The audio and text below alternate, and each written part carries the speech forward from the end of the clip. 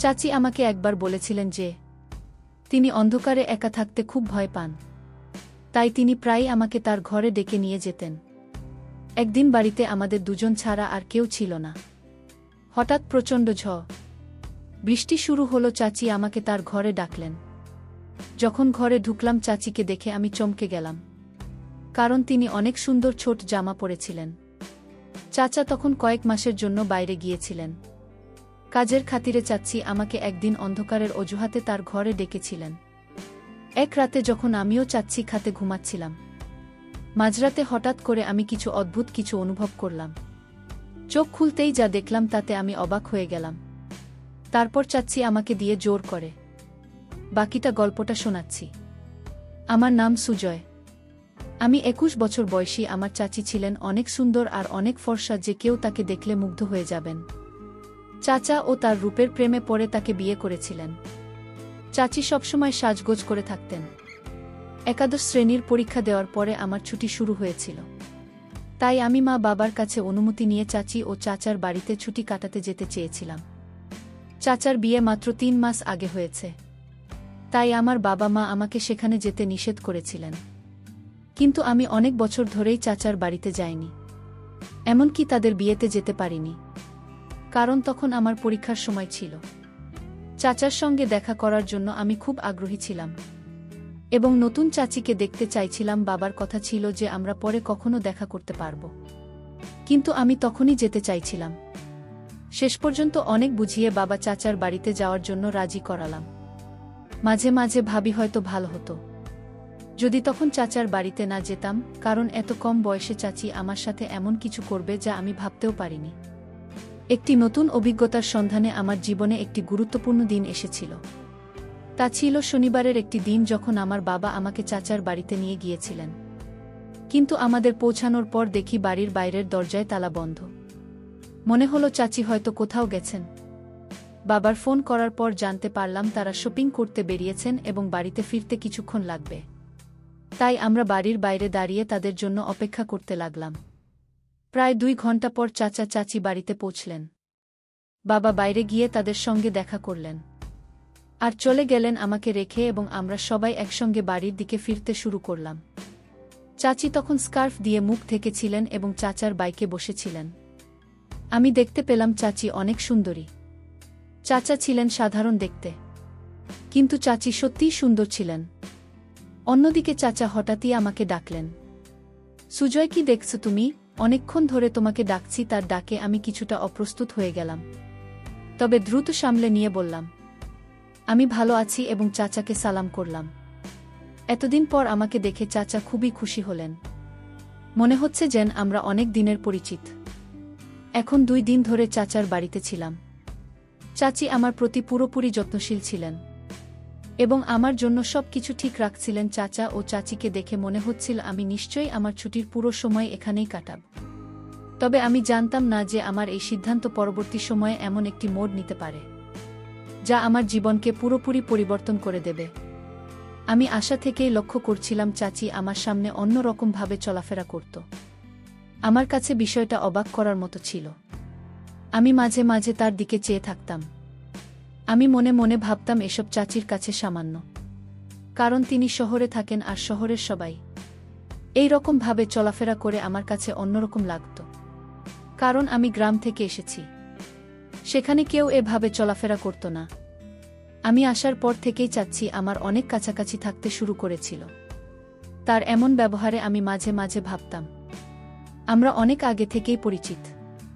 তৃতীয় দিন সকালে আমি যখন ঘুম থেকে উঠলাম, তখন বেলা 4টা। ঘর থেকে বেরিয়ে দেখি চাচা ব্যাগ গোছাচ্ছেন। তাকে ব্যাগ করতে দেখে আমি জিজ্ঞাসা করলাম, চাচা, আপনি এত সকালে কোথায় যাচ্ছেন?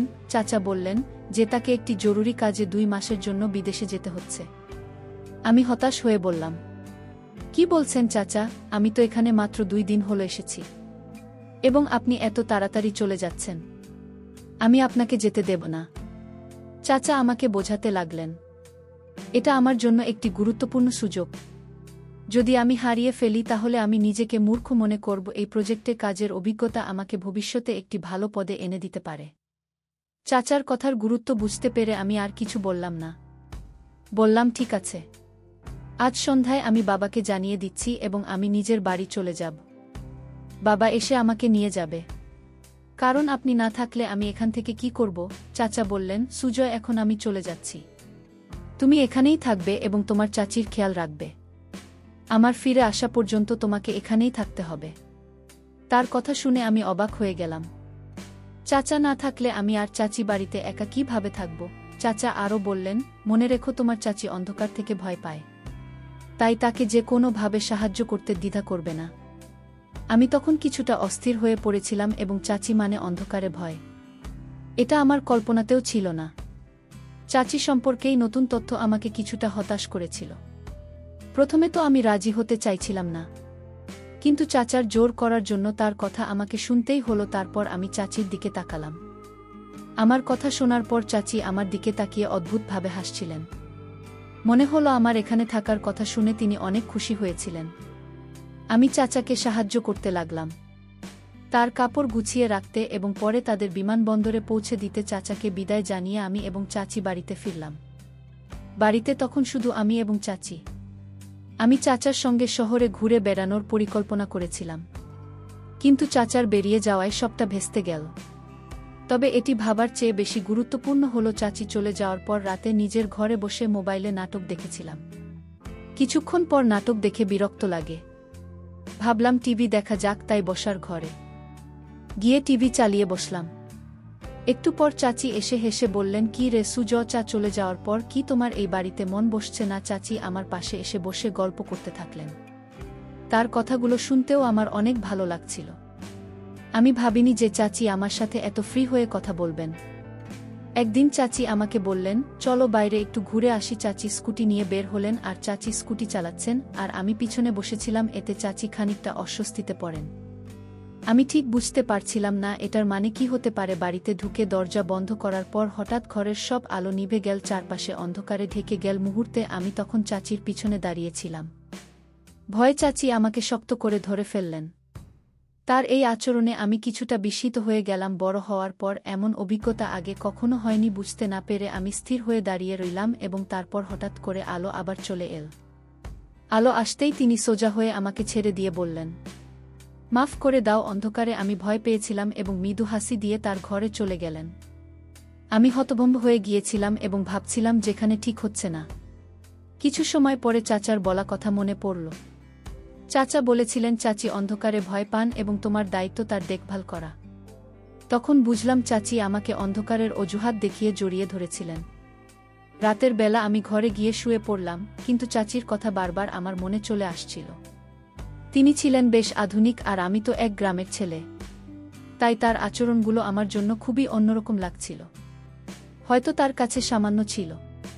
পরের দিন সকালে উঠে দেখি চাচি রান্নাঘরে চা তৈরি করছেন। তার দিকে তাকাতে কিছুটা অস্বস্তি হচ্ছিল, কারণ তিনি এখনও রাতে রান্না করছিলেন এবং তিনি মনে হয় আমাকে তা ছিল করেছিলেন। যখন আমি জল পান করতে কিচেনে গেলাম, তখন চাচি আবার আমাকে বললেন। আমি কিছুটা অবাক হয়ে গেলাম, কারণ আগের দিনের ঘটনা এখনও আমার মাথা থেকে বের হয়নি। তিনি হাসি মুখে বললেন, আরে সুজয়, কিসের এত লজ্জা? আমি তোমার চাচি, আর চাচির কাছে কোনো কিছু রোজ করতে হয় না। কিন্তু গত রাতে আমি সত্যিই খুব ভয় পেয়েছিলাম। যদি তোমার খারাপ লাগে তবে আমাকে মাফ করে দিও। তুমি আমার ভাতিজা, আমার ছেলের মতো, এবং আমি তোমার চাচি, তাই তোমার সঙ্গে অধিকার আমার আছে। চাচির এই আচরণে আমি কিছুটা হাসলাম, কিন্তু তারা এমন আচরণগুলি আমার মনে নতুন এক অনুভূতি তৈরি করতে শুরু করল। আচমকা মনে হলো আমি এখন বড় হয়ে যাচ্ছি, আর চাচা হয়তো বুঝতে পারেনি যে এমন কিছু করতে পারে। কিছুদিন পরে এক সন্ধ্যায় মোগলাই খাবার ইচ্ছা হলো। ভাবলাম চাচিকে বলবো, তাই তার ঘরের দিকে গেলাম। চাচির ঘরের দরজা সামান্য খোলা ছিল, তাই অনুমতি ছাড়াই ঢুকে পড়লাম। তিনি বালিশে হেলান দিয়ে মোবাইলে দেখছিলেন, আর তাকে এই অবস্থায় দেখে আমি কিছুটা অস্বস্তি অনুভব করছিলাম। দরজার কাছে দাঁড়িয়ে আস্তে করে তাকে ডাকলাম, কিন্তু তিনি শুনলেন না। মোবাইলে মনোযোগ থাকার কারণে আমার ডাক্তার কানে পৌঁছায়নি। একটু সাহস সঞ্চয় করে ধীরে ধীরে তার পাশে গিয়ে দাঁড়ালাম। আমি যখন চাচির মোবাইলের দিকে তাকালাম তখন চোখ কপালে ওঠার মতো। অবাক হলাম, যা দেখেছিলাম তা আমার কাছে একদম নতুন ছিল। খানিকটা অস্বস্তি হচ্ছিল, তাই তাড়াতাড়ি দরজার কাছে ফিরে গিয়ে চাচিকে একটু জোরে ডাকলাম। চাচি হঠাৎ চমকে উঠে বসে পড়ে এবং কিছুটা বিস্মিত হয়ে বললেন, কি হয়েছে? আমি বিষয়টা এড়িয়ে গিয়ে শুধু বললাম, কিছু না। তারপর নিজের ঘরের দিকে চলে গেলাম। ঘরে ফেরার পথে মনে পড়ছিল চাচিকে আজ একটু আলাদা লাগছে। রাতের বেলা ভারী বৃষ্টি হচ্ছে। হঠাৎ বিদ্যুৎ চলে যাওয়ায় চাচি আমাকে ডাকলেন।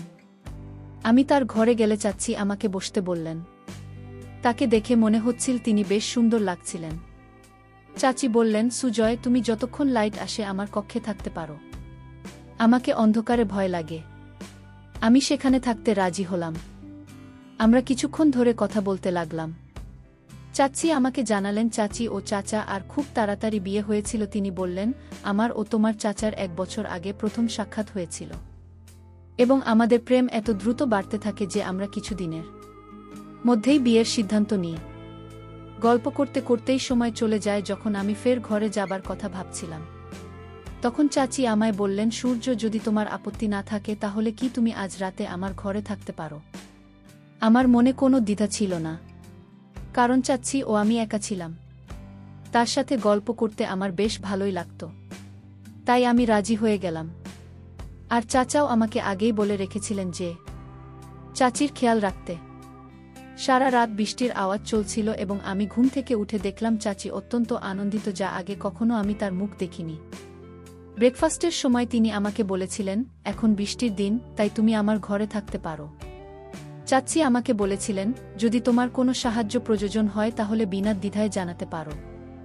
রাতে আমরা গল্প করছিলাম, কিন্তু হঠাৎ করে আমার শরীরটা একটু খারাপ লাগতে শুরু করল। চাচির কথাগুলো কিছুটা অস্বস্তিকর লাগছিল, যদিও ঠিক বুঝে উঠতে পারছিলাম না কেন শরীর খারাপ লাগলেও কোনোভাবেই তার ঘরে বসে রইলাম। এখানে আসার পর থেকে চাচি আমাকে রোজ রাতে 1 গ্লাস করে দুধ পান করতে দিতেন। আজও তিনি দুধের গ্লাস নিয়ে আসলেন। আমি খেতে খেতে গল্প চালিয়ে যেতে থাকলাম। একসময় অজান্তে ঘুমে ঢুলতে শুরু করলাম, আর কিছুক্ষণ পর ঘুমিয়ে পড়লাম। চাচিকে জান রাতে আর সৌন্দর্য লাগছিল, তবে মনেও নানা রকম চিন্তাবিদ করছিল। তার পরের দিনের কথা মনে একটা অদ্ভুত হচ্ছিল, যখন দেখলাম চাচি বাইরে গেছেন আর তার ফোনে বারবার কল আসছে। হঠাৎ পেটে আবার ব্যথা শুরু হলো। আমি তখন বাবাকে ফোন করে জানালাম যে বাড়ি ফিরতে চাই। বাবার কথায় চাচি কিছুটা বিরক্ত হয়ে বললেন, কি তোমার চাচা কি তোমাকে বলেনি যে আমাকে দেখতে হবে, এখনই যেতে পারবে না? চাচির কথা শুনে আমি কিছুটা হতবাক হয়ে গেলাম। কোনো সম্পর্ক আর কি দেখার কথা?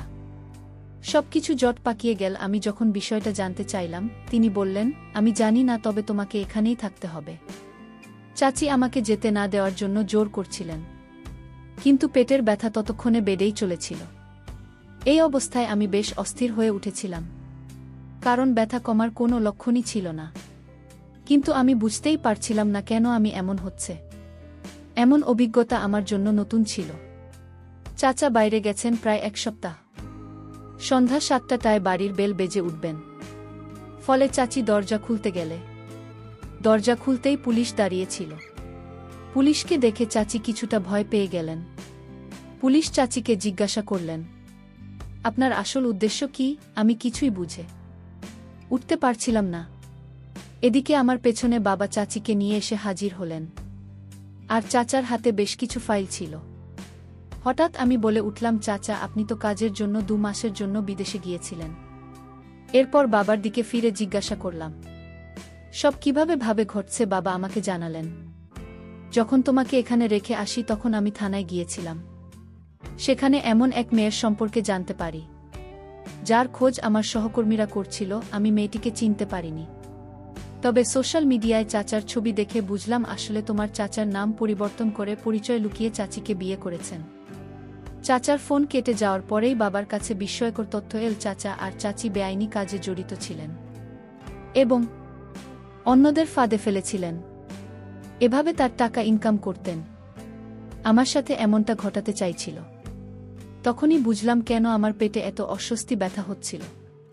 চাচা সম্ভবত লুকিয়ে আমাকে এমন কিছু পান করেছিলেন যাতে আমার অস্বাভাবিক লাগছিল, আর চাচি ও তা জানতেন। গত রাতের ঘটনাগুলো মনে করতে শুরু করলাম।